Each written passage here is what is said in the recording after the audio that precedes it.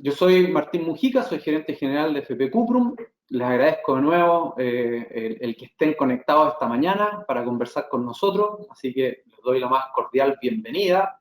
Y la verdad es que estamos en un momento en que al parecer los mercados financieros están empezando a ver respiro. Hemos tenido algunos mercados subiendo, ya los vamos a revisar y seguramente ahí Valentín nos va a contar.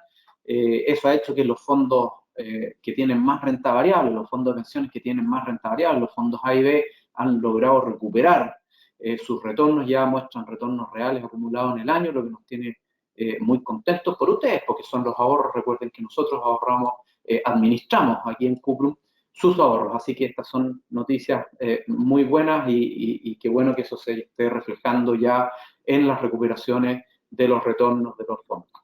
Por el lado de la renta fija, muchas dudas: qué va a pasar con el IPC, con la inflación que empieza a aflojar, pero qué va a pasar con las tasas de los bancos centrales. Ayer hubo reunión en Estados Unidos, así que todas esas cosas, la idea es que las conversemos hoy día. Así que recuerden que pueden hacernos preguntas ahí a la derecha de su pantalla, tienen un botoncito, ustedes aprietan ahí, escriben su pregunta, la envían y Valentín, o eventualmente yo también, al final después de una breve introducción que nos va a hacer Valentín, vamos a pasar a contestarlas, que yo creo que es la parte más entretenida de este seminario en el que podemos conversar un poco más. Tenemos la suerte de contar una vez más con Valentín. Valentín Carril es economista de la Universidad Católica, tiene un doctorado en la Universidad de Minnesota, ha sido el economista jefe y ha trabajado en Principal por muchos años y tiene una vasta trayectoria. Yo creo que lleva como unos 17 años trabajando con nosotros en Principal y nos asesora justamente en esto, en tratar de entender qué es lo que está pasando en los mercados a nivel global, en particular en Latinoamérica, y con eso nos ayuda a tomar las mejores decisiones de inversión para administrar los ahorros de todos ustedes. Valentín tiene una trayectoria, como les decía, que es bien vasta. Ha trabajado en diversos bancos, ha trabajado en Chile, ha sido asesor de bancos centrales, ha estado internacionalmente en El Salvador, estuvo muchos años trabajando en Nueva York directamente en la banca, así que tiene una vasta trayectoria. Así que tenemos mucha suerte de contar hoy día con él. Así que muchas gracias, Valentín, por estar hoy día aquí y, por favor, adelante. No te estoy escuchando, Valentín. Parece que No. ¿No?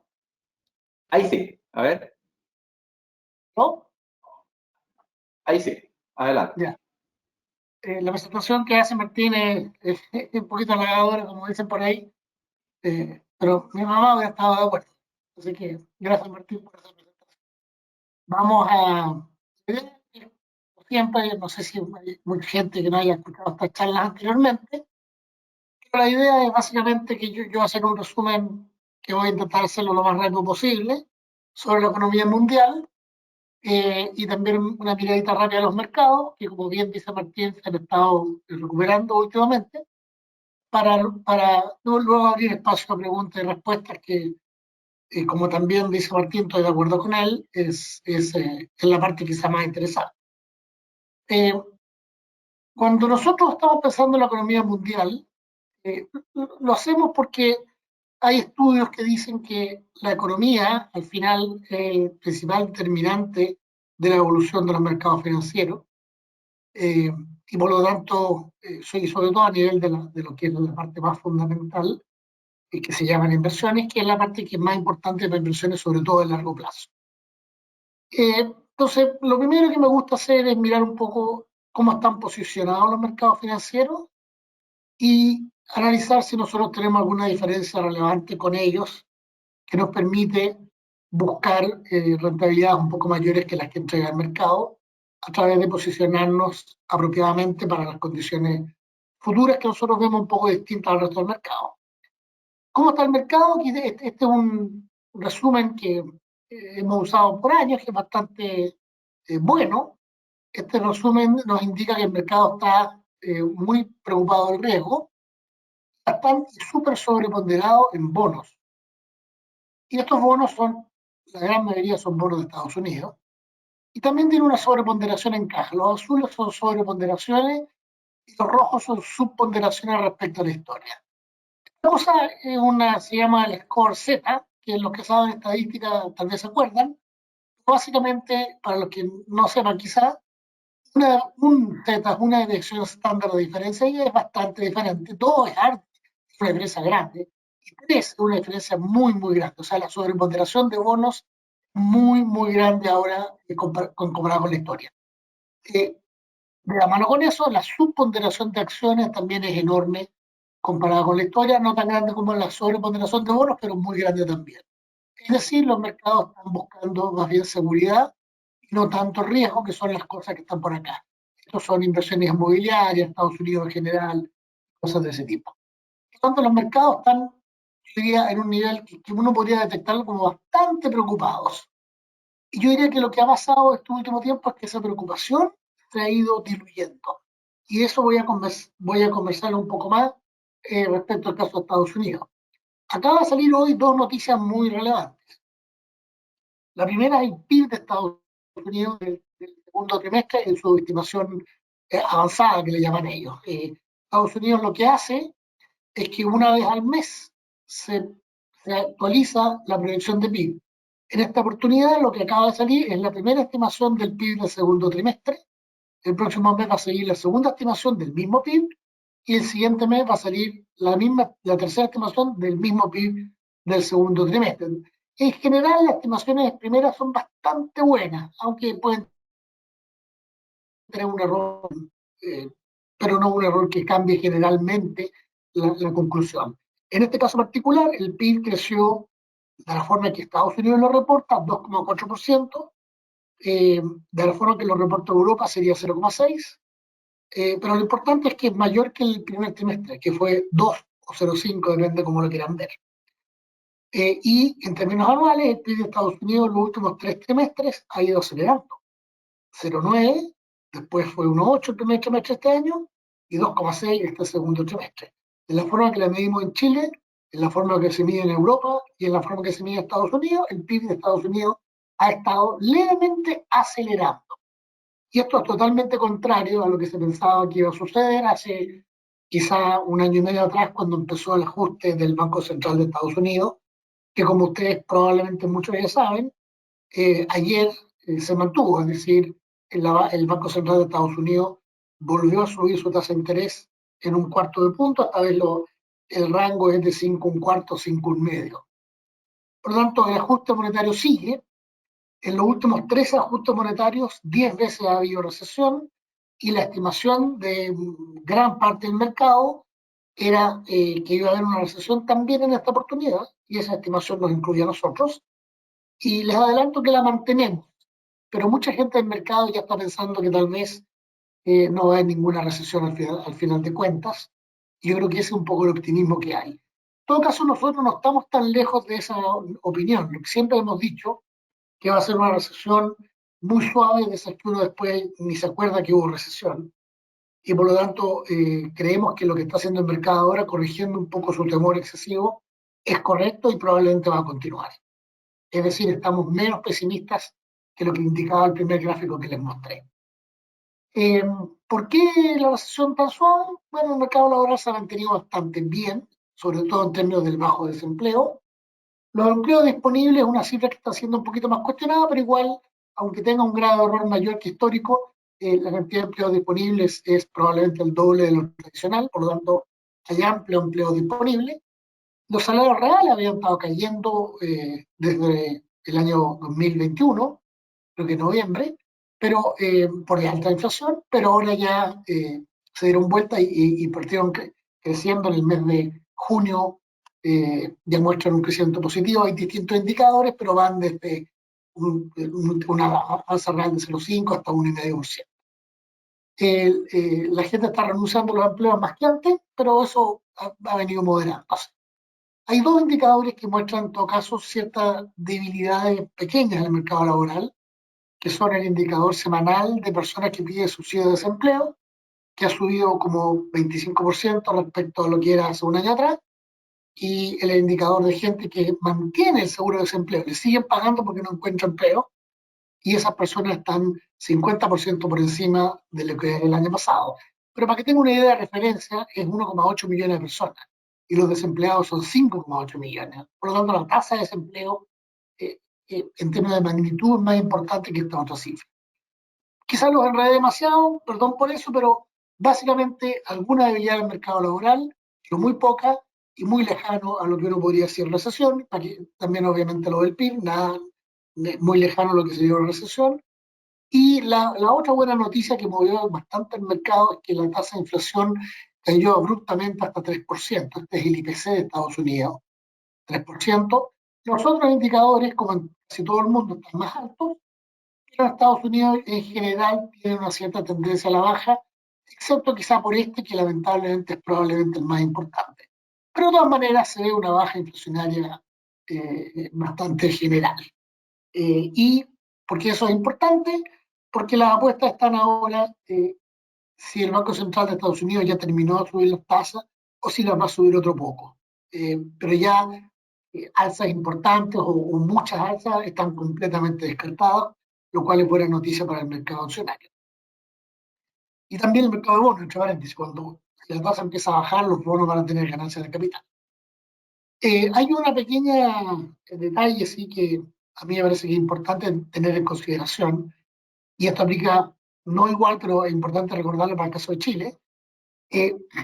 Las inflaciones mensuales, cuando uno calcula la inflación 12 meses, entra un nuevo junio, sale junio anterior, ¿no es cierto? El junio que salió era 1,3 solo el mes. Entonces, con un junio cercano a cero, como tuvimos, levemente negativo, la baja de 12 meses fue muy fuerte. Eso ocurría porque estas inflaciones mensuales, en azul y en rojo, dos versiones, con y sin ajuste estacional, fueron muy altas el año pasado y por base de comparación tuvimos la caída que hemos visto hasta ahora del 3%. Eso se acabó en Estados Unidos. La inflación mensual de julio del año pasado, de agosto, septiembre y etcétera, fueron todas bajas. Por lo tanto, ya no es tan fácil que la inflación baje por base de comparación. De todas maneras, 3% es una tasa bastante razonable, la meta es 2, no es muy lejano, por lo tanto, si mantenemos inflaciones cercanas a cero a nivel mensual en Estados Unidos, que yo diría es altamente probable, lo que vamos a tener es que la inflación puede cerrar el año en torno al 3 y es una cifra bastante razonable para un ajuste antiinflacionario. El Banco Central va a mantener el ajuste quizá, pero de ninguna manera creemos que lo va a agudizar y menos de manera muy, muy importante. Ese es Estados Unidos. Bien, eh, recesión, si es que ocurre, va a ser suave, yo creo que probablemente a principios del próximo año, y no va a ser una cosa que deba ser tan importante en los mercados. Nunca se sabe bien cómo van a reaccionar los mercados, pero yo creo que no va a ser una gran noticia. Respecto de Europa, la situación tiene cierta similitud, porque además les voy a comentar que una de las cosas que está ocurriendo es que los indicadores anticipantes siguen siendo más bien negativos, indicando que una recesión, insisto, suave viene, pero eso no ha cambiado. Se lo voy a mostrar un poquito más adelante. Aquí está el PIB de Europa, parecido al de Estados Unidos, no ha salido todavía el segundo trimestre, pero con crecimiento un poquito más, también cercano al 1, un poquito más bajo que el de Estados Unidos, que es más bien cercano al 2. La diferencia de Estados Unidos con Europa más grande está aquí. La inflación de Europa ha bajado, pero solamente por los elementos más bien volátiles que están en la inflación general. La subyacente, que busca eliminar las cosas más volátiles, particularmente el tema energía, no tiene tendencia a la baja. De hecho, el último mes subió una décima en el indicador preliminar, por lo tanto, no hay claridad. Y de hecho, hoy día, en nuestra mañana, el Banco Central Europeo decidió subir su tasa de interés también en un cuarto de punto, llevarla a 4,5. Ellos están bien atrasados respecto a Estados Unidos en su lucha antiinflacionaria, así que va a haber que esperar algunos meses más probablemente para que la inflación subyacente baje, y eso significa que la política va a seguir contractiva por más tiempo que en Estados Unidos. Estos son los indicadores anticipantes, yo diría más publicitados. Nosotros miramos 20 en el Comité Económico de Principal, pero esto que está aquí indica lo que está pasando. Como dice el título, la manufactura está deteriorándose, bajo 50 está pronosticando baja de actividad en los próximos 3 a 6 meses. Y los servicios, si bien siguen positivos, no están tan altos como estuvieron hace poquito. Ustedes pueden ver las curvas tanto de Estados Unidos como de Europa, como muestra una pequeña baja, camino a los 50. Por lo tanto, los indicadores anticipantes, y como digo, hay muchos más. A mí me gusta el del Conference Board, por ejemplo, lleva 15 meses indicando que una recesión viene. Por lo tanto, los indicadores que supuestamente son los líderes están todavía diciendo que va a haber una recesión, pero insisto, una vez más suave. Caso de China, aquí queda un poquito corrido el gráfico, me disculpo por eso, yo creo que fue al traspasarlo de PowerPoint, pero básicamente en China se publicó el segundo trimestre, hace ya un tiempo atrás, fue 6,3%, el 4,5% fue el primer trimestre, pero el 6,3% es un poquito engañoso porque si ustedes se fijan, está comparado con una base de comparación muy bajita del año anterior. En términos secuenciales, el PIB, que había crecido 3,2 primer semestre, creció solamente 0, perdón, desaceleró en el segundo trimestre en China. Por lo tanto, la velocidad de crecimiento de China bajó a más o menos 3% y eso, digamos, pone en duda la meta del gobierno del 5%. Nosotros, de hecho, en principal no creemos que la vayan a alcanzar, creemos que el crecimiento real va a andar por ahí por el 3,5%. Aún así, va a ser el país que más crece de los tres grandes.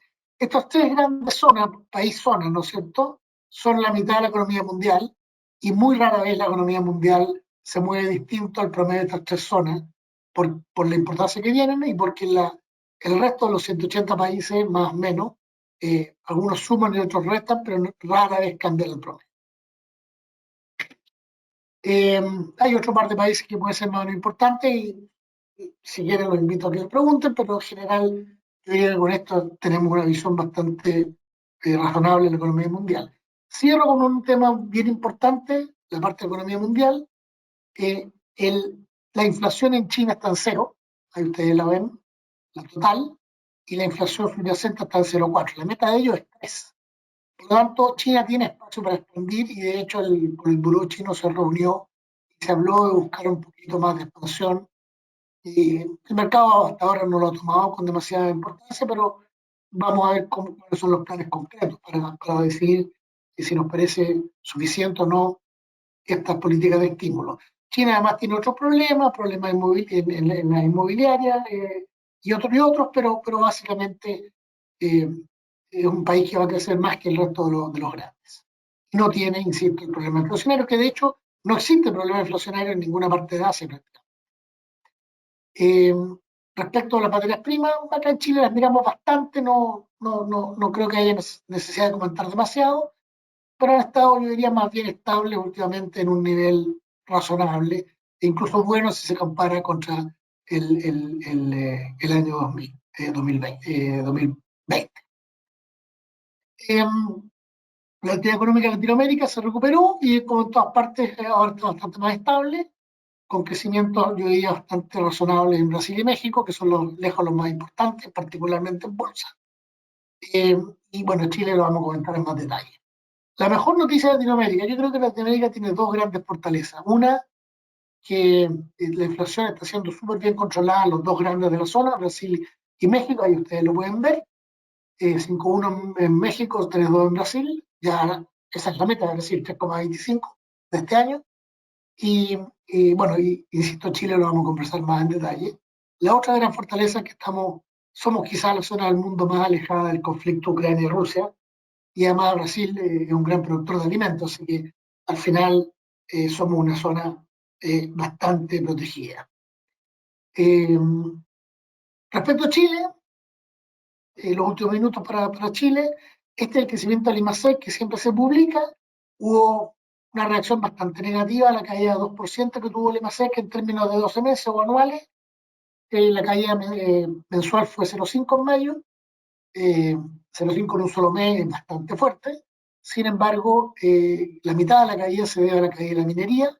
La minería es esta línea volátil que ustedes ven aquí y, y por lo tanto no es un buen indicador de tendencia.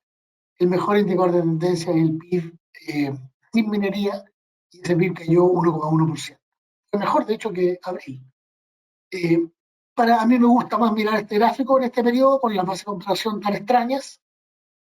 Lo que yo veo en el IMASEC de Chile es lo que básicamente, como dicen por ahí, una foto equivalente a 1000 palabras.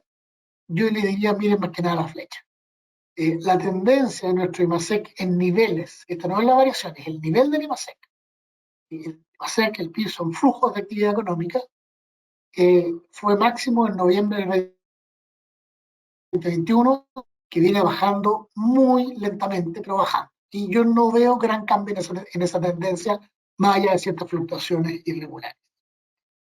¿Qué significa esto? Varias cosas importantes. Primero, si el PIB se estabilizara en el nivel de mayo, cerraríamos el MASEC se estabilizara, estaría prediciendo un PIB negativo de 0,7 este año. O sea, una recesión suave. El desempleo en Chile, se lo voy a mostrar al tiro, está un poquito más alto que el promedio histórico, pero tampoco una cosa que uno llame un desempleo de recesión, 8,5 contra 7,8 que es el promedio histórico. Pero lo que sí creo también es que las estimaciones de que el PIB va a ser cero este año o incluso levemente positivo, como dice el gobierno, yo creo que no va a ocurrir. Y eso tiene implicancia en una menor recaudación tributaria, que es lo que el gobierno espera. Y yo creo que el tema fiscal es un tema que estaba bien resuelto hace unos meses atrás, pero de aquí para adelante va a empezar a ser cada vez más tema porque yo creo que el déficit va a ser bastante más alto que lo que piensa el gobierno de 0,7. Inflación de junio estuvo por debajo de las expectativas, el negativo 0,2 fue la verdad buenísimo, pero no todos los indicadores están bajando como uno quisiera, en particular el IPC-SAE, que es IPC sin alimentos y energía, ha bajado bastante, pero el IPC sin volátiles, que el Banco Central lo considera el más relevante, ha bajado bastante menos, está cerca del 9%, y mientras eso esté así, yo pienso que el Banco Central va a ser cuidadoso en retirar el ajuste nuestro es muy fuerte, el mercado cree que van a ser 75 puntos base de baja mañana, pero eso va a mantener igual una tasa bien alta de 10,5 en caso de ser así. Por lo tanto, estamos todavía vamos a seguir en ajuste, solo que en ajuste un poquito menos pronunciado. Este es el desempleo que les comenté, la situación de empleo en Chile no es buena. Eh, los salarios reales cayeron durante muchos meses, empezaron a crecer solo 2 o 3 meses atrás, y además, como ustedes ven aquí, la creación de empleo ha sido bastante pequeña, y por lo tanto, como digo, el mercado laboral no está en muy buena situación. No quiero entrar en los detalles de mercado formal, informal, gobierno, no gobierno, pero en general el mix de eso también es malo. Ya están los salarios reales, muchos meses de caída eh, y un par de meses de alza que, o sea, recién se están recuperando. Las programaciones nominales están bajando y como la inflación está bajando más rápido, está generando esta alza de los salarios reales que yo creo que va a continuar básicamente por la indexación salarial que tiene mucha gente en Chile. Así que la actividad económica en una tendencia a la baja suave, que no es un muy mal resultado considerando que tenemos este tremendo ajuste antiinflacionario, eh, pero yo diría que hay que ser cauteloso con la economía de Chile. Vamos a tener una leve recesión, las ventas están complicadas, ventas minoristas, por ejemplo, así que vamos a tener un periodo difícil, sin embargo, no creo que sea algo catastrófico. Así que voy a dejarlo hasta ahí, mi querido Martín, y podemos pasar a las preguntas y respuestas. Bueno, muy bien. Muchas gracias, Valentín. Siempre muy interesante, además una súper buena motivación para las preguntas que nos están llegando. Así que yo les agradezco mucho. Les recuerdo de nuevo que pueden, ahí a la derecha hay un botoncito con un signo de pregunta, así que apretando ahí se pueden mandar preguntas. Hemos recibido varias. Va a estar entretenida esta parte. Antes de pasar a eso, yo los quería invitar a todos los que están acá y a los que no han usado nuestra app a que la usen, a que la bajen, la descarguen. La verdad es que una app que estamos muy contentos por la recepción que ha tenido, la tenemos hace varios años, la hemos ido mejorando, simplificando, y además completando con algunas funcionalidades. Ahí, por ejemplo, pueden ustedes ver videos de análisis económico de Valentín Carril, que ponemos cada cierto tiempo y que ayuda a ir entendiendo un poquito lo que está pasando en todos los mercados financieros globales.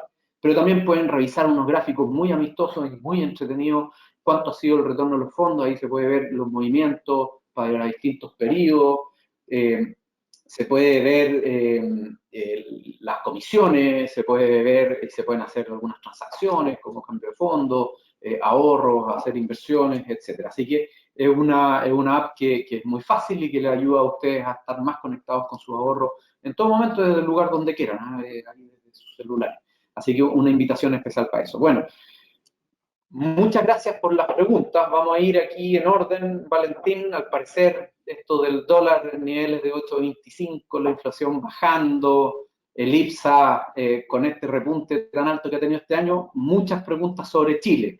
Así que vamos a ir con esa y vamos a ir partiendo. Valentín, ¿cuánto crees que le quedará al IPSA por subir? ¿Estará subvalorado aún? Me imagino que va a ser que mirar el desempeño de las empresas del IPSA, pero adelante. Sí, bueno, tu introducción me motiva a comentar que hay gruesamente dos formas de ver eh, de tratar de ver para dónde van las bolsas. Una es mirar las empresas y hacer un análisis que se llama de abajo para arriba. Es decir, tomo todas las 40 empresas, calculo cómo van a ir y tengo una idea para dónde va el IPSA. O mirarlo como de arriba para abajo, que es lo que hago yo como economista. Uno mira la macroeconomía. No es tan directo porque hay algunas empresas chilenas que tienen inversiones relevantes fuera de Chile, o sea, de repente hay que mirar a otros países, pero básicamente mirando Chile, mirando la economía mundial, uno tiene una idea. Y yo creo que la bolsa chilena no es donde yo pondría mis mayores fines. Hoy día yo creo que ha subido bastante y lo asocio con la típica pregunta del tipo cambio y con una cosa más general. Yo creo que Chile hoy día está con una incertidumbre, con unos indicadores de riesgo bajos para lo que puede suceder a futuro. Me explico. Los indicadores de riesgo nuestros, que hay varios, pero el Banco Central tiene un indicador que es bastante normal y comparable internacionalmente, eran del orden de 100. Se definían como un índice de orden de 100 antes del estallido y antes de la pandemia. ¿Qué pasó en ese entonces, en ese intertanto? Hubo un alza en el indicador de riesgo violentísima y nosotros vimos, incluso eventualmente llegamos con el tema de la constitución y todo lo demás, llegamos a un indicador de 350, si no recuerdo mal, o sea, más del triple. Entre medio, un poco pasó desapercibido acá en Chile, el indicador global también subió, se fue como el doble. Y ahora en Chile estamos en el doble, más o menos, un poquito menos del doble, de ese 100. Estamos en 100, 180, 200 por ahí. Depende si uno toma promedios, qué sé. Entonces, ¿qué pasa? ¿Cómo lo veo yo? Yo creo que los indicadores de Chile van a sufrir una corrección a la baja cuando el riesgo suba en medio de la discusión política por la nueva constitución. Y ahí yo no sé qué va a pasar. Puede que la constitución no se apruebe, puede que no se apruebe.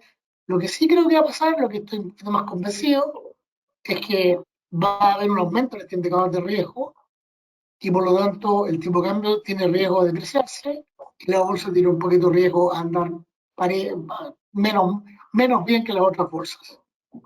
Yo creo que globalmente el mundo va a bajar su percepción de riesgo, que ayuda, pero yo diría, tengo más fe en alzas en la bolsa de Brasil que en la de Chile. La de México también está bien alta, ¿no?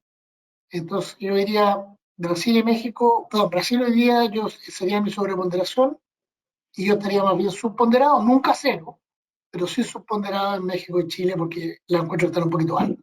Y Chile tiene este riesgo. México también, entre paréntesis, ¿no? Porque hay elecciones presidenciales. Donde más está controlado el riesgo político hoy día, yo diría es Brasil. porque hay una división de poderes entre el Congreso y el presidente que hace que no sea posible hacer cambios demasiado radicales, y eso normalmente es bueno para la economía. Un punto de vista quizá un poco cínico mío, pero que yo diría que ha funcionado bien a lo largo de los años. Bueno, Gracias, muy Martín. bien, muy bien. Valentín, nos pide aquí el público que quieren ver tu cara más grande, así que si dejas de compartir la presentación para verte en primer plano, como se dice, o en Eso sí plano que me llama cerrado, la atención, no sé eso cómo sí se que me llama. llama la atención, Martín. No, pero deja de compartir eso, ahí, no, ahí te ves más, te vas a ver mejor. Valentín, solo recordar ahí, y algo comentaste en la pasada, pero yo creo que esto es interesante para todos nuestros afiliados, es que los fondos de pensión están construidos de una manera muy diversificada. Como estamos en Chile, probablemente tienen un porcentaje de Chile mayor que un fondo de pensiones de otro país. Y eso es algo que hay que tener muy, muy presente. O sea, hay un alto porcentaje de inversión en Chile, sobre todo en los fondos de renta fija, pero también en los fondos de renta variable, lo que hace que sea un portafolio bien, bien particular. Así que, pero sí, y como construcción, una de las bondades que tienen estos fondos es que están ampliamente diversificados, lo que permite controlar de mejor manera el riesgo y acercarse a las curvas de inversión óptimas. Valentín, hay algunas preguntas que salen un poquito del mercado directamente financiero. Mira, vamos a ver qué entretenido. Pensando en crisis anterior y con los permisos de construcción casi en cero, ¿en qué plazo crees tú que podría recuperarse el mercado inmobiliario? ¿Cómo andas en ese mercado? Duda. Claro, esa pregunta es bien compleja para mí, porque mi trabajo es mirar un montón de países y no entro muy al detalle de los sectores dentro de los países. Pero yo diría, los mercados inmobiliarios en todas partes son más volátiles que la economía. Entonces, si la economía completa cae, por ejemplo, 1%, que yo pienso que es lo que va a caer este año, no es extraño que el inmobiliario caiga, no sé, 5 o 10%. O sea, no tiene nada de extraño. Y la quiebra de las constructoras, con lo dolorosa que sea, tampoco es tan poco común. Es lo que ocurre normalmente cuando hay estos problemas. China mismo está con los problemas inmobiliarios que comenté. Entonces, el mercado inmobiliario es más volátil, es su naturaleza, es así como digo en todos lados. ¿Cuándo se puede recuperar? Yo tendría que decir que se va a recuperar más rápido que el resto de la economía, porque es más volátil, sube, baja más rápido y sube más rápido. Y esa recuperación yo no veo que vaya a ocurrir muy luego, lamentablemente.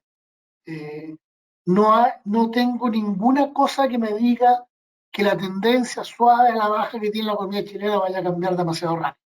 El primer factor que debería ayudar a que Chile se empiece a recuperar rápido es cuando logremos frenar bien la inflación, que a propósito, se me olvidó decirlo, pero en Chile todavía tenemos meses malos del año pasado que van a salir del cálculo, así que todavía tenemos esa ventaja por ahora. Eh, a medida que el Banco Central vaya bajando la tasa y eso vaya generando, y ya está generando una baja de tasa de mercado, eso va a permitir quizá un reflote del mercado inmobiliario, pero yo no lo esperaría de ninguna manera que sea algo fuerte antes de la segunda mitad del próximo año. Estas cosas toman tiempo, entonces entre que baje la tasa del Banco Central y que esa baja empieza a transmitirse y a tener efecto, yo diría no antes del tercer trimestre del año 2024.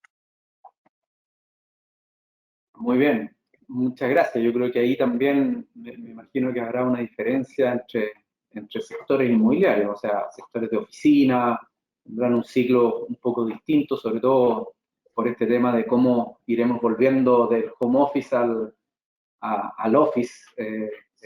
Vamos a ver cuánto se perpetúa esa tendencia de regreso a la oficina y se va a mover distinto probablemente que los residenciales. Súper interesante y estar atento ahí también pegará de alguna manera los niveles, las tasas de los Sí, créditos hipotecarios que han estado más altas de lo que sí, habíamos visto los años antes de la pandemia. claro. Yo pensaba más que nada, no solo en los créditos hipotecarios, como tú bien dices, sino además hay otro tema. La gente comprando con delivery o yendo a la tienda. Entonces hay estas cosas ahí que tienen que resolverse que yo no soy un gran experto. Uh -huh. Muy bien. ¿Ves, Valentín, alguna posibilidad de que el pacto tributario que se está conversando o negociando, no sé cuál es la palabra correcta, tenga impacto en la reactivación de la economía en Chile? Yo diría que sí. La pregunta que yo me haría es, no sé para qué lado, porque eso va a depender de lo que salga. Eh, en Chile hemos ido, y esto lo quiero de verdad separar totalmente de cualquier consideración política, pero hemos ido al revés que lo que está haciendo la mayor parte del mundo, particularmente en los países europeos. Hemos ido subiendo los impuestos a las empresas y manteniendo un impuesto a las personas que la paga muy poquita gente. En Europa mucha más gente paga, mucho más porcentaje la gente paga. Y hay razones para ello, y esto es todo un debate bien, que las posiciones que distintas son bien entendibles. La gente dice, sí, pero en Europa la gente de clase media paga impuestos, pero son gente que tiene ingresos mucho más altos que la clase media de Chile. Hay mil cosas que se pueden decir. En todo caso, el modelo que estamos nosotros por ahora siguiendo es más bien manteniendo los impuestos a las personas y subiendo el de las empresas. Y lo que ha hecho Europa es más bien bajar las empresas y mantener y subir, o subir el de las personas. Entonces, si nosotros seguimos eh, por ese camino de castigar más las empresas y la inversión a través de quitar el food, todo ese tipo de medidas, el impacto puede ser negativo. Recordemos además que llevamos 8 reformas y ninguna ha tenido el impacto que es tan fuerte como se esperaba, ni en recaudación ni en actividad, porque las personas somos entes pensantes y buscamos la vuelta. Entonces, la economía es un grupo de personas. Y ese grupo de personas, si le sube el impuesto para hacer las cosas atrás de la empresa, tal vez le hace a nivel personal o hace 2 sociedades. Yo no sé bien eso porque no soy empresario. Pero al final, por ejemplo, la recaudación la reforma más grande que se hizo, que fue Bachelet en 2, pretendía recaudar 3% de PIB y los cálculos actuales que recaudó entre 1 y 1,5. Eso es porque los impuestos no tuvieron el impacto que se buscaba, tanto en producción como en recaudación, y yo creo que eso tiene mucho que ver con que la economía se ajusta, la economía es muy flexible. La gente trabaja informal en vez de formal, no se evita el impuesto, etc. Entonces, yo creo que cualquier impacto que tenga va a ser, primero yo diría, cuando salga la noticia, yo le recomendaría piensen que el impacto es la mitad de lo que se dice, en cualquier dirección. Y yo creo que las probabilidades de que sea un efecto positivo hoy día con el cambio de poder político no es menor. Que nos acerquemos un poco más a lo que hace Europa, y no tanto este camino de encarecer la inversión que hemos seguido ya por 10 años. Muy bien, muchas gracias. Siguiendo con el tema del PIB, hay una pregunta. ¿Cómo afecta el valor del dólar al PIB de Chile? El valor del dólar al PIB de Chile, chuta, es que yo lo veo más bien al revés. El PIB de Chile afecta el valor del dólar, pero a ver, viéndolo por ese lado de causalidad, porque en economía la causalidad es por todos lados, pero viéndolo por ese lado, la idea del dólar, hay una idea de desarrollo con dólar alto, ¿ah? Que quiere decir, tú tienes un dólar alto en términos reales, que entre paréntesis, el dólar de Chile hoy día está más o menos al nivel histórico promedio, ¿ah? No está ni alto ni bajo, y yo creo que ahora sería mejor tenerlo un poquito alto. El dólar alto beneficia las exportaciones y castiga las importaciones, castiga los viajes al exterior, todo eso se hace más caro, y en general se supone que agrega al PIB. En la forma directa contable eso es evidentemente cierto, pero con todas las ramificaciones que puede tener no es tan evidente. Por ejemplo, un tipo de cambio que uno lo haga subir muy rápido puede subir la inflación y causar baja de PIB por otro lado. Pero yo diría que en un análisis básico, sencillo, un tipo de cambio real alto contribuye a un PIB un poco más alto, pero empobrece a las personas del país. Somos más pobres con respecto al resto del mundo. Nos sale más caro ir de vacaciones a Brasil o a México. Muy bien, muchas gracias. Valentín, una serie de preguntas respecto a tasas. La primera es si crees que van a bajar la tasa del Banco Central próxima reunión y cuánto, y cómo lo ves para adelante. Y por otro lado, hay una pregunta sobre cómo crees que se van a comportar las tasas PSU y TAB del UF para los próximos 24 meses. De alguna manera están relacionadas las preguntas. Sí, claro. A ver, yo parto siempre mirando las tasas del Banco Central y ahí trato de inferir lo que va pasando con las otras tasas. No me acuerdo el número exacto que tengo, pero creo que mi estimación de tasa del Banco Central a fin de este año es 8% de ese nivel. Hoy día estamos en 11,25. Como les decía, la idea del mercado es que va a bajar 75 puntos base, también es lo que recomendó el Grupo Política Monetaria. Yo hasta ahora pensaba que iba a ser 50 puntos base por razones que les voy a detallar en un minuto, pero la verdad es que estoy empezando a dudar, capaz que sea 75. Yo creo que de ese orden. Yo tiendo a descartar que sea 100 o más, como se ha llegado a conversar. ¿Por qué? Y esto parte mañana. O sea, mañana se anuncia. ¿Por qué? Primero, la inflación no está plenamente controlada. Y yo concuerdo con Rosana Costa cuando dijo, rebatiéndole un poco a Mario Marcel, estamos cerca, pero nos falta un pasito. Entonces, ¿qué significa eso? Que hay que ser cuidadosos con la baja tasa porque estamos quitando contracción y queremos contracción para frenar la inflación. Segundo punto, la primera baja de tasas es más potente que las siguientes, yo creo. Porque la primera baja no solamente es la baja, sino es la comprobación que la baja ya partió y va a seguir. Tiene como doble impacto. Yo creo que con 50 puntos base ya van a generar un efecto grande en el mercado, no necesitan hacer un impacto algo más fuerte. ¿Por qué estoy dudando? Porque hay dos consejeros que han estado incluso votando contra la mayoría de que hay que bajar las tasas antes, que son Griffith Jones y García. Entonces, probablemente en el Consejo, pienso yo, y estas son especulaciones mías que pueden estar sobre equivocadas, pero pienso yo que podría suceder que en lugar de bajar 50 puntos con 3 votos contra 2, decían que es mejor bajar 75 puntos base con consenso. Y esa es una mejor señal. Pero por ahí va a estar. Parte mañana, entre 50 y 75 sería mi apuesta. Muy bien. ¿Y las perdón. proyecciones? Sí, no, el efecto sobre las otras tasas. Yo diría, en las tasas más largas, yo creo que el efecto va a ser pequeñito, digamos, tasas de 5 años para arriba. Porque estas bajas que yo comenté están bien incorporadas al mercado, no tengo una gran diferencia con el mercado.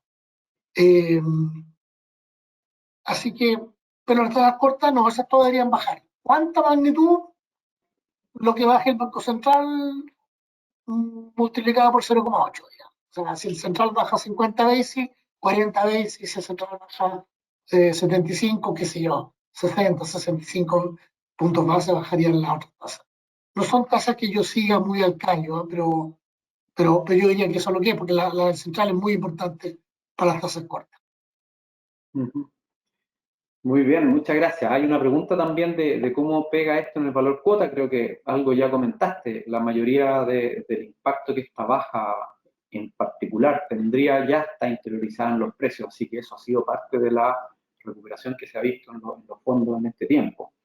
Así que la verdad es que esa baja por sí solo no debería tener mucho impacto en el valor cuota. Siempre lo que va a tener impacto en el valor cuota pueden ser las expectativas de qué va a pasar para adelante. Eso tiene que ver efectivamente con las señales que se den, los discursos, etcétera, etcétera. Pero vamos a ver qué pasa, en esta próxima reunión. Entiendo yo, Valentín, que el próximo mes no hay reunión, ¿verdad? Entonces se suspende reunión de Banco Central. No son todos los meses, así que vamos a tener que esperar después 2 meses para la próxima. Así que ahí vamos a tener un plazo de alta tensión sobre los mercados y sobre lo que haga el Banco Central y probablemente más de alguna disputa entre Hacienda y el Banco Central que suelen darse en estos periodos. Es normal en todo el mundo, sí, eso va a cambiar. Y la verdad que en Chile esa disputa es súper buena. Así es. Vamos con algunas otras preguntas. también relacionado con esto, dado que han bajado las tasas de los depósitos a plazo en los últimos meses, ¿es un buen momento para cambiarse el fondo E, por ejemplo? Eh, yo soy bien convencido de que no hay que cambiarse mucho de fondo, en general. Los fondos, el portfolio manager lo está manejando, tiene muchos consejeros, incluido yo mismo, y trata de hacer los ajustes a tiempo y en función de los objetivos de las personas. Creo que la política más lógica para la gran mayoría de las personas, y es la que yo personalmente sigo, es elegir el fondo que me parece apropiado para mi edad, riesgo, familia, etcétera, condiciones económicas, y quedarme ahí y no moverme. Yo básicamente creo que no me he movido, no sé, en 15 años. Ahora, dicho eso, sí, la tasa de los depósitos bancarios seguro que va a bajar muy en línea con la baja del Banco Central. Los depósitos que hoy día podemos hacer, no sé, depende de la tasa, pero 8% nominal, 9 o 10 que escuchaba por ahí, en 6 meses más van a ser mucho más bajos. Y por lo tanto, el reenganche va a ser, como digo, a tasa, no sé, de 6. Por lo tanto, es una buena idea tratar de tomar hoy día una renta fija un poquito más larga. El problema es que el mercado también lo sabe. Entonces, las tasas ya han bajado y se refleja en la rentabilidad positiva de los fondos por ganancia de capital. Pero yo diría sí, es un momento razonable para cambiarse el fondo. Sí. Muy bien, hay una pregunta también de cuál es el multifondo que se recomienda en periodos como este, y creo que ya contestaste parte de esa pregunta. Nuestra recomendación siempre es que, más que estar tratando de ajustarle al momento justo y cambiándose de fondo, es más bien definir los objetivos de largo plazo, evaluar bien la aversión o el apetito por riesgo, las necesidades de estos ahorros, el grupo familiar, etcétera, y de acuerdo a esas condiciones o esas particularidades de cada uno, tomar la decisión en cuál multifondo pueden estar. Y por supuesto, para eso estamos nosotros y nuestro equipo de asesores. Tenemos muchos asesores muy bien capacitados para esto, o también nuestras herramientas tecnológicas que las tenemos en la página web, en la app, que ayudan a determinar cuál sería el fondo más adecuado. Pero en general, efectivamente, nosotros recomendamos el tomar decisiones más de largo plazo, porque al estar cambiándose, suele pasar que algunos de nuestros afiliados tienen resultados eh, no muy buenos con esa práctica de estar cambiándose y desarmando sus propios portafolios.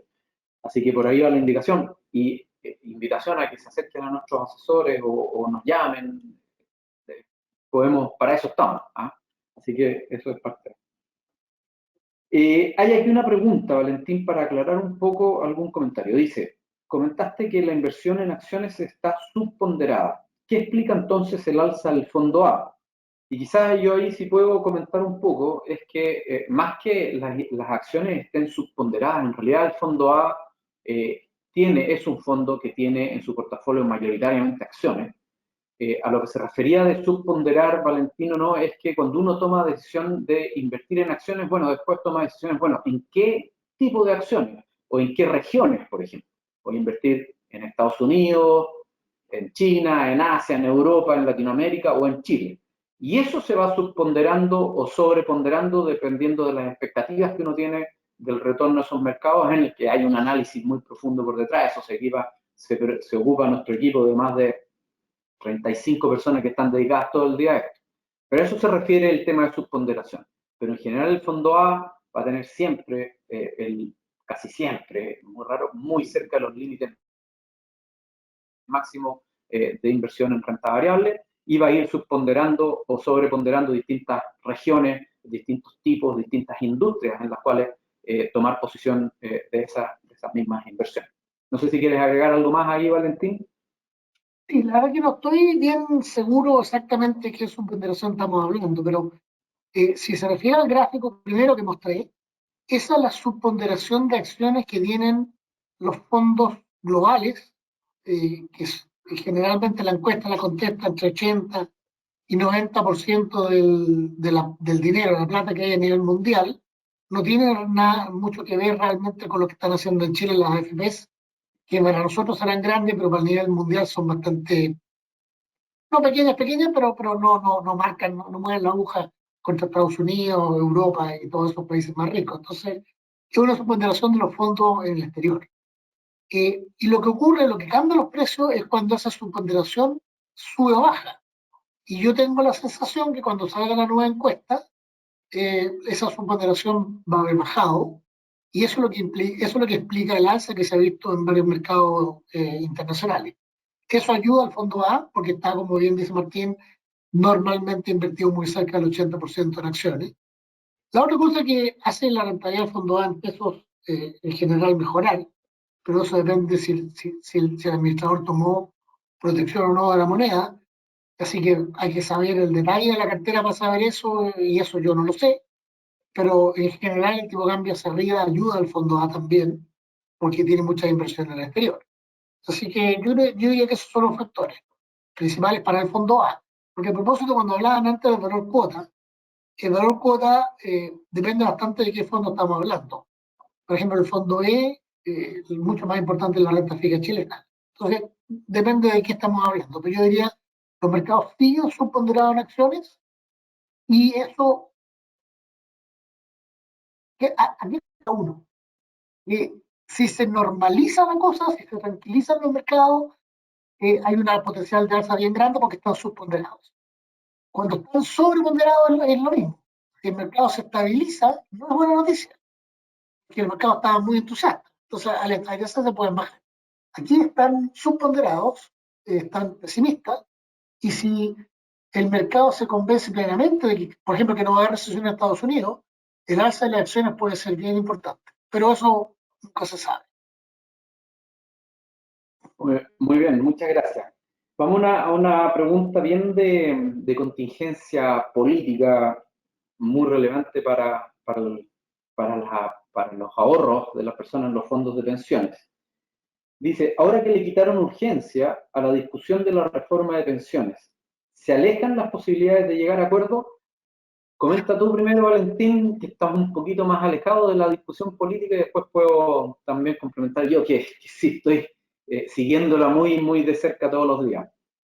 Sí, sí, la verdad que he estado en algunos seminarios y cosas más bien técnicos, pero de la parte política no tengo mucha idea. Yo creo que, claro, se le quitó la urgencia. Y aquí, fíjate que los socios, por una charla que hicimos, no sé si algunos de los que están ahora acá la escucharon. Tuvimos una conversación con Jorge Navarrete. Y Jorge Navarrete comentó que el eje político se movió y por lo tanto los resultados deberían ser un poco más para este lado, no tanto para el otro lado como antes. Por ponerlo en términos más precisos, digamos, por ejemplo, si antes se quería que el 6% adicional fuera todo a solidaridad o cuentas generales, ahora ya el gobierno está cediendo, entonces no sabemos dónde va a terminar. Yo creo que el quitarle urgencia porque quiere seguir negociando y se les complicó, así que yo me imaginaría que sí, que se va a salir. Pero como tú bien dices, aquí hay que estar súper encima para saber. E incluso estando súper encima, yo diría que es complicado. De repente la política se da vuelta en poco tiempo. Yo no sé, Martín, yo creo que tu trabajo en eso es re difícil, porque eh, los políticos de repente salen con sorpresas y para mí por lo menos son difíciles de entrar. Así que adelante, Martín. Sí, no, yo no mucho que agregar. La verdad es que esto que ponen urgencia y quitan urgencia, yo lo entiendo como parte del difícil arte de la negociación. Así que ahí está, lo que está claro es que es una reforma sumamente compleja con profundos impactos, sobre todo porque la reforma que presentó el gobierno lo que hace es terminar con el sistema actual. De hecho, deroga el decreto ley que regula y que creó el sistema de pensiones actual, lo elimina y crea uno nuevo. Así que es un sistema que parte de cero y que por lo tanto tiene muchísima complejidad y que por lo tanto siempre lo que nosotros pudimos anticipar es que esto iba a ser una discusión, una negociación muy, muy larga y muy compleja. Y así está probándose, así que la verdad es difícil saber cuáles son las posibilidades de llegar a acuerdos. Lo que uno ha leído un poco es que si se hacen acuerdos de partes más chiquititas y no de esta reforma tan transformadora, por decirlo, refundacional, podría haber más posibilidades de avanzar, pero ahí efectivamente es difícil saber, como dicen los analistas políticos, es un ambiente muy líquido el que está en este tema.